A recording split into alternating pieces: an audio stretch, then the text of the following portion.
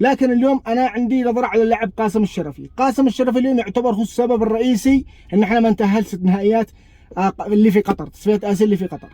كان قاسم الشرفي هو السبب الرئيسي. يعني لاعب غريب جدا، عنده مهارات فرديه لكنه غير حاسم.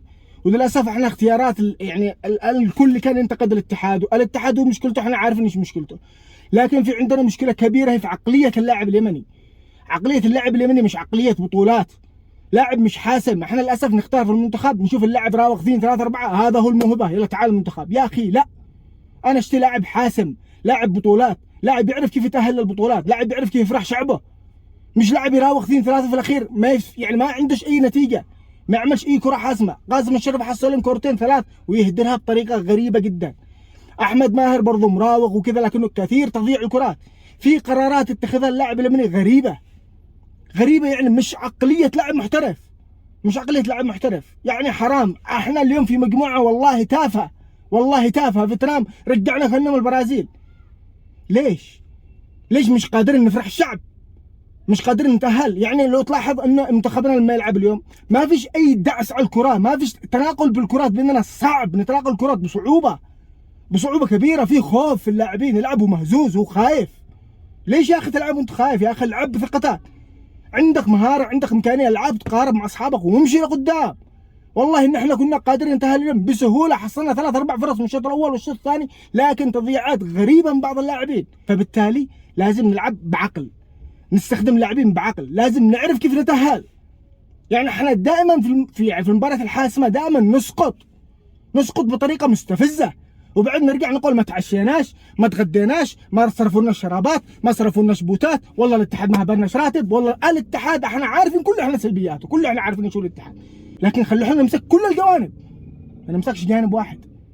خلوا احنا نمسك كل الجوانب اللي فعلا ما خلتش منتخبات احنا تتأهل. تعال شوف اليوم، يعني اليوم ما فيش اي علاقه لا بالاتحاد ولا بالعشاء ولا بالغداء ولا بالكسارات ولا بالبوتات ولا بالشرابات. يا اخي حرام عليكم. في كرات ما تستحقش انك تشوتها بالطريقه هذه. يعني فخلوا احنا واقعيين، لازم نلعب كره ما نخافش. كل تناقل الكرات بين البين بخوف نتمرر الكرات بحل بخوف. ما فيش كره شفتها تمريره ارضيه يمنيه كذا سلب في الارض، كل كراتنا كذا تقفز كانه زلزال في الملعب. يا اخي العبوا كره لا تخافوا. والله حرام، والله حرام. يعني اجينا في مجموعه في المتناول، مجموعه سهله، مجموعه حرام اللي احنا ما ننتهلش فيها، لكن للاسف قدر الله ما شاء فعل. يا منتخب اليمني، لا لاعبين المنتخب اليمني، والله العظيم والله العظيم والله العظيم عندكم الامكانيه، عندكم القدره، عندكم قادر انكم تتاهلوا، تجوا في مجموعات سهله جدا زي هذه، والله قادر ان احنا نتاهل. يا سكوب لازم لما تتعلم تواجه خصم قبل ما تفكر كيف تدافع وكيف تقفل على هجماته، فكر كيف تهاجمه بنقاط ضعفه. قاسم الشرفي واحمد ماهر بالذات الاثنين اللاعبين هذول كان في معاهم اخطاء، عملوا مراوغات لكن يا شباب لا، لازم تحس بالمسؤوليه.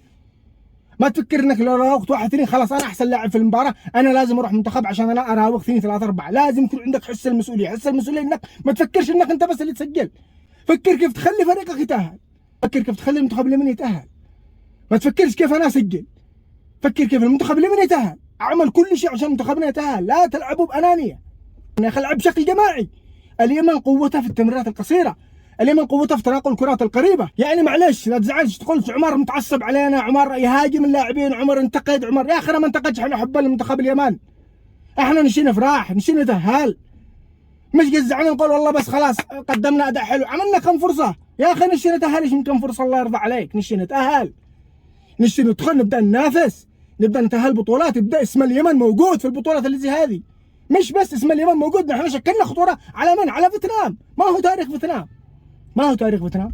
معليش لو انفعلت على البعض من اللاعبين انا متاسف، لكن والله ما هو الا حبا للمنتخب وحبا للاعبين، انه عنده مهاره لكن للاسف ما يعرف كيف يستغلها صح، ما يعرف كيف يستغلها صح. على العموم ان شاء الله نكون ما طلناش عليكم، ولنلقاك في فيديوهات اخرى، والسلام عليكم ورحمه الله تعالى وبركاته.